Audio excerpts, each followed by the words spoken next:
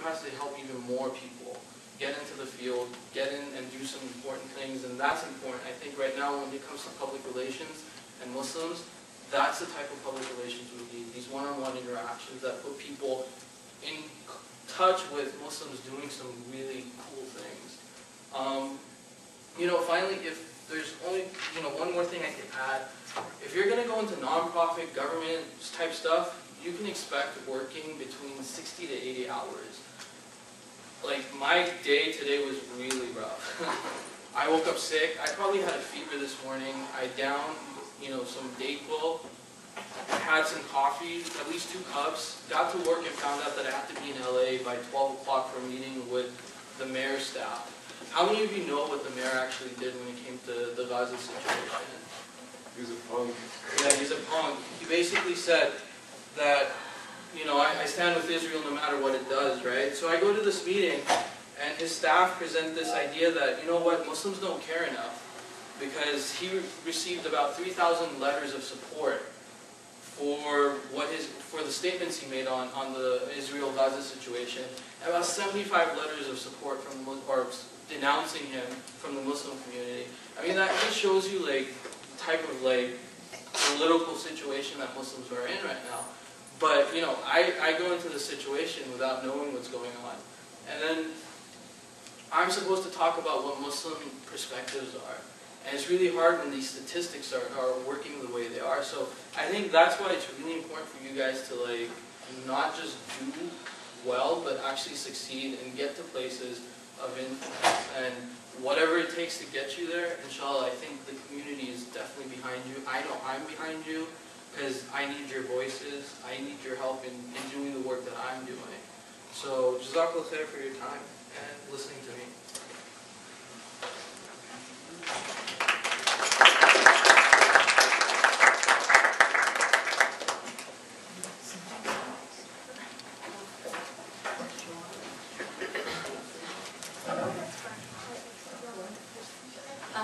Our next speaker is going to be Zainab Saadi. Some of these cartoons are good. That one was hot. Hopefully you guys know. Okay. I know it's pretty relaxed, but apparently a question is going until later. I do know that. I know I'm going to leave a lot of things.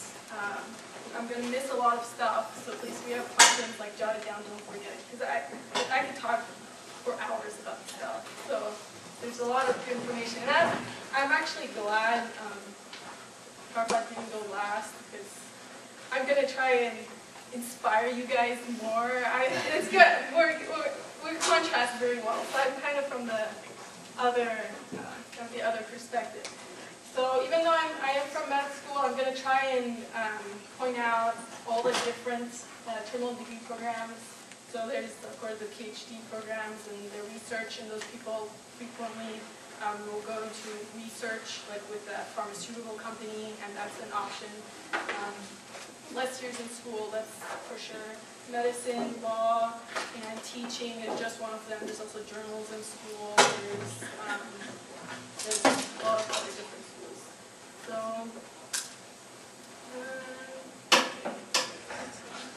okay, in science, we have to point out our conflicts of interest. I just mostly thought this was funny. So this is my bias. But for all of you guys who want to go to law, I'm still going to try and point out the benefits of it. So this is a popular handout for attorneys being involved. So that's why I think law school does. It does have its benefits. I know several lawyers and use it to help people do. There's a lot of pro bono work and immigration issues. There's a ton of things they can do as lawyers to help.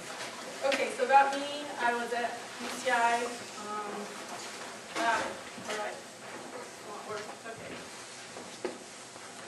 I was at UCI and graduated in 2006. That was pre-med life, and now I'm at Keck. That's my campus. I was there 2 hours ago, and then I was going to travel for an hour, but I'm here. So this is where our classes are.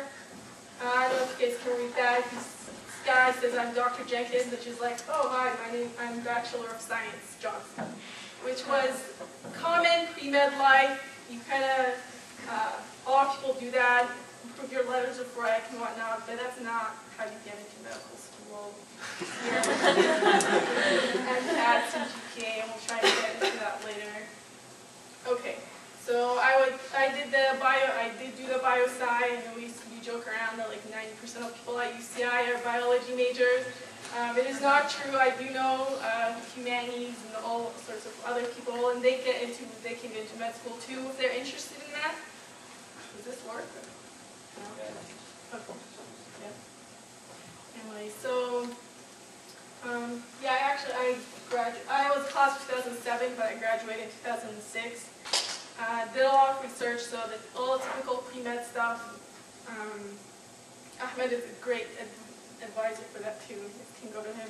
Volunteered at hospitals, the whole extracurriculars, Europe and honors in bio, which are the same thing. I recommend Europe, anybody can do, so highly recommend you guys do that. It's a very good life experience.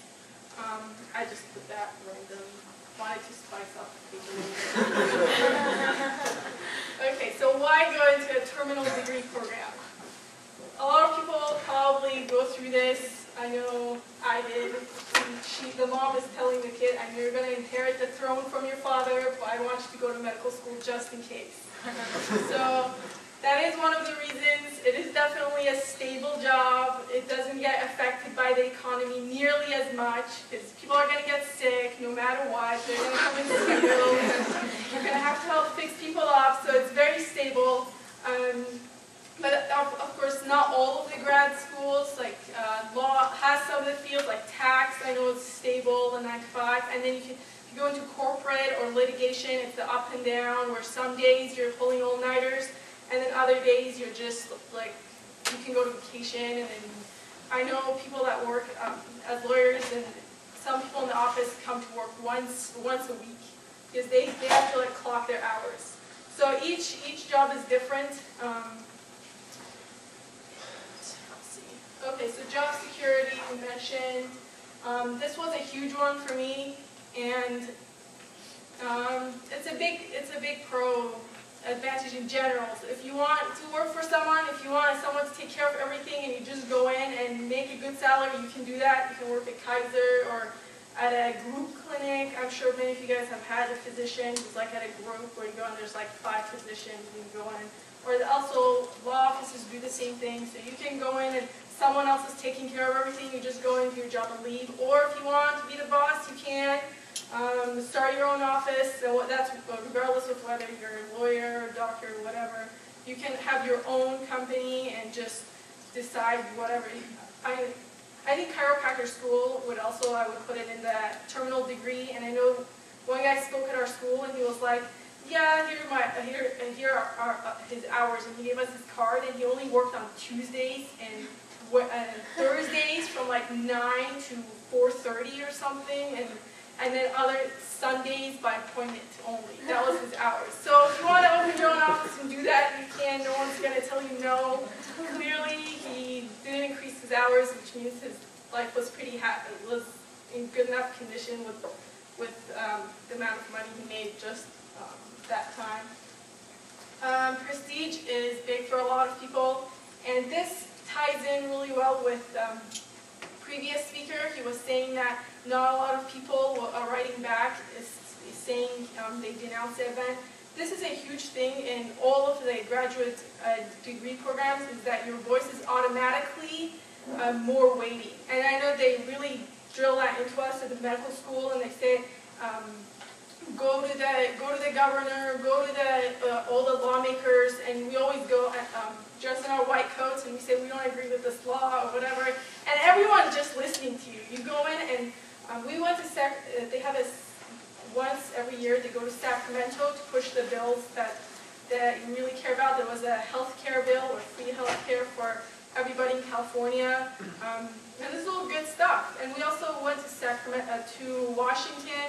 And I know I went in there, and I go in the cafeteria, and you're just walking, and everybody's turning around and looking at you. And I had people asking me, oh, are you practicing? Do you have a business card? I can come to your office. I'm like, I'm just a student. But everyone